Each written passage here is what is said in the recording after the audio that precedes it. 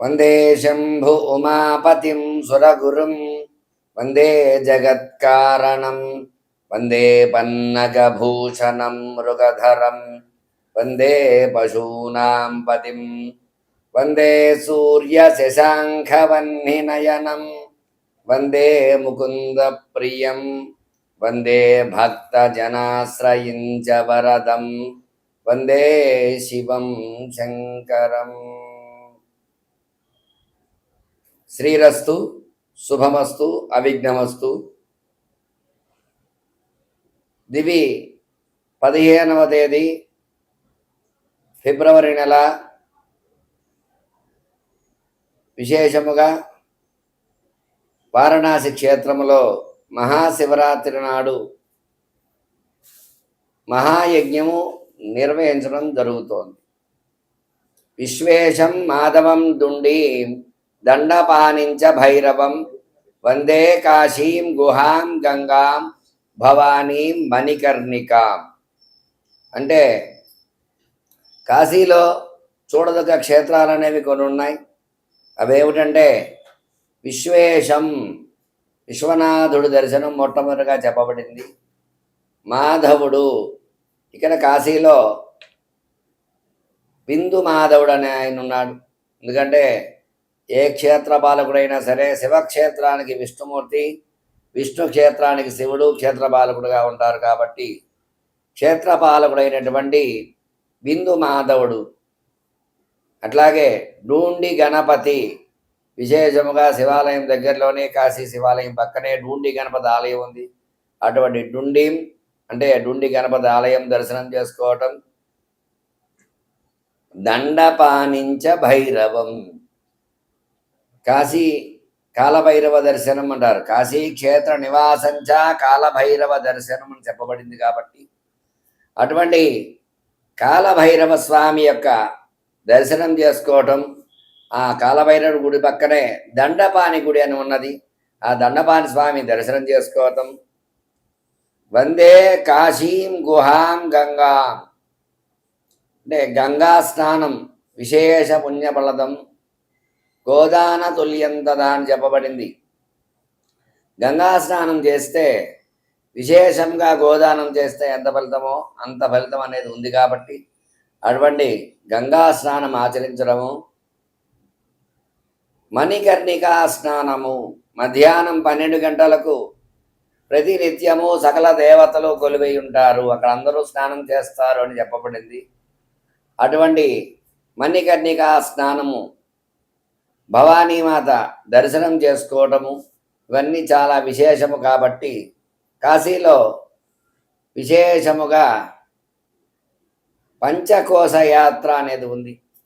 108 శివలింగాలు ఉన్నాయి. విశేషంగా ఇటువంటి 108 శివలింగాల దగ్గర కూడా గంగోదకంతో అభిషేకము చేయటము, ఇట్లా విశేష కర్మలు అవన్నీ కూడా 10వ తారీఖు నుంచి 18వ తారీఖు వరకు కూడా కాశీ క్షేత్రంలో నిర్వహించడం జరుగుతోంది.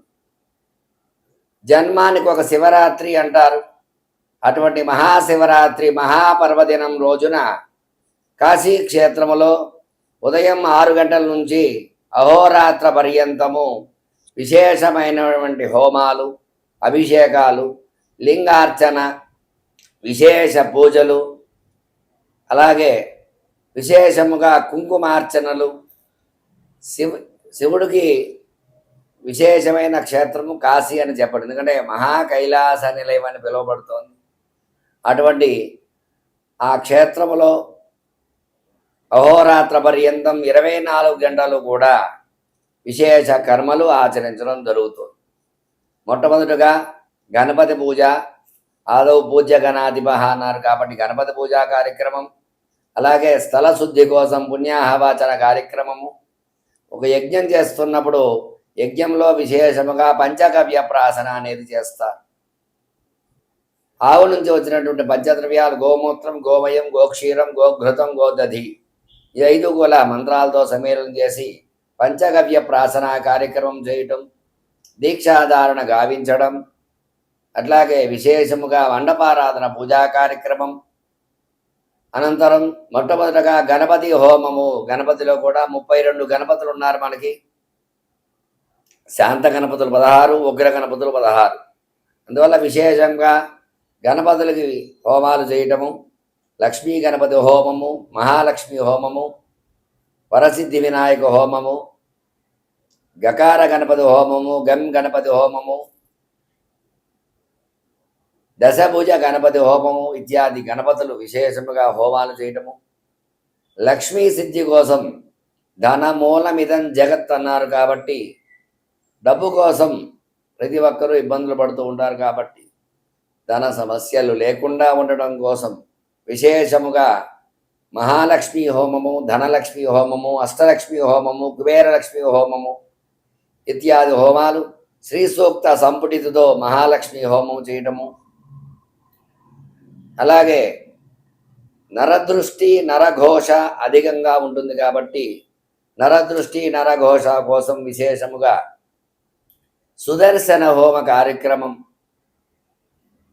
అలాగే విశేషముగా అమ్మవారికి అయ్యవారికి భేదం లేదు. ఎందుకంటే శివశక్త్యా యుక్తో యది భవతి సక్త ప్రభవితం అని సౌందర్య లహరిలో మొట్టమొదటి శ్లోకంలోనే అమ్మవారికి అయ్యవారికి భేదం లేదు. శివలింగం పైన ఈశ్వరుడు, కింద పానుమఠం అంతా అమ్మవారు అని చెప్పబడుతుంది. అటువంటి విశేష క్షేత్రములో అమ్మవారికి చండీ హోమ కార్యక్రమం. ఎందుకంటే కలౌ చండీ గణపతం అని చెప్పబడింది కాబట్టి చండీ గణపతి చాలా విశేషము కాబట్టి చండీ హోమ కార్యక్రమము, గణపతి హోమం చేస్తున్నాం కాబట్టి. అలాగే నవగ్రహ దేవతలు అనుకూలించాలి కాబట్టి గ్రహాలన్నిటికీ కూడా విశేషంగా నవగ్రహ హోమము, ఆరోగ్య సమస్యల నుంచి బయటపడటం కోసం మృత్యుంజయ హోమము, అలాగే ఆయుష్ బాగుండడం కోసం ఆయుష్య హోమము, అలాగే శివానుగ్రహం కలగడం కోసం విశేషముగా రుద్ర హోమ కార్యక్రమము, అలాగే నారాయణ హోమము, శ్రీ సూక్త పురుష సూక్త హోమము, మన్యు హోమము శత్రుబాధలు లేకుండా ఉండడం కోసం మన్యు హోమము ఇత్యాది కార్యక్రమాలు, అలాగే కాలభైరవ హోమము, అలాగే వారాహి హోమము ఇత్యాది హోమాలవన్నీ కూడా విశేషముగా పంచాయతన హోమాలతో కలిపి 24 గంటలు కూడా అహోరాత్ర పర్యంతం మహాయజ్ఞాన్ని సకల దేవతా హోమాల ప్రీతిగా చేయటం జరుగుతోంది. ఇటువంటి మహత్తర యజ్ఞంలో మీరందరూ కూడా ప్రతి ఒక్కరూ పాల్గొని ఆ యొక్క శివానుగ్రహాన్ని పొంది ఆయురారోగ్య ఐశ్వర్య సుఖ సంతోషాలతో భోగభాగ్యాలతో వర్ధిల్లతారని మరి శివక్షేత్రంలో కాశీకి చెప్పబడి కాశ్యాంతు ముక్తి అని చెప్పబడింది. అంటే ప్రతి చోట కూడా శివరాత్రికి అభిషేకాలు, అర్చనలు, పూజలు చేస్తున్నప్పటికీ కూడా కాశీ అనేటనే ముక్తి. అటువంటి ముక్తి స్థలంలో ఈశ్వరుడికి ప్రీతికరంగా ఈ మహాయజ్ఞాన్ని నిర్వహిస్తున్నాం కాబట్టి ఇటువంటి మహత్తర హోమాలలో పెళ్లి కాని స్త్రీ పురుషులకు వెళ్లి కలగడం కోసం విశేషముగా హోమాలు జరుగుతున్నాయి. సంతాన ప్రాప్తి కోసం సుబ్రహ్మణ్య హోమము ఇట్లాంటివన్నీ కూడా జరుగుతున్నాయి కాబట్టి ఉద్యోగస్తులకి ఉద్యోగం కలగడం కోసం ఉద్యోగ పాశుపత హోమము, విద్యలకు దక్షిణామూర్తి హయగ్రీవము ఇటువంటి హోమాలు అన్నీ విశేషముగా దైవానుగ్రహంతో దైవ సంకల్పంతో నిర్వహిస్తున్నాము కాబట్టి ప్రతి ఒక్కరూ కూడా ఈ యొక్క యజ్ఞంలో పాల్గొని శివానుగ్రహాన్ని పొందగోరుచున్నాము. కింద నా నెంబరు రోల్ అవుతూ ఉంటుంది. నా నెంబర్కి ఫోన్ చేసినట్లయితే మీ గోత్రనామాలు నమోదు చేసుకోవడం జరుగుతుంది. నమస్కారము. జ్యోతిషరత్న అవార్డు గ్రహీత మీ వేలూరి రవికిరణ్ శర్మ.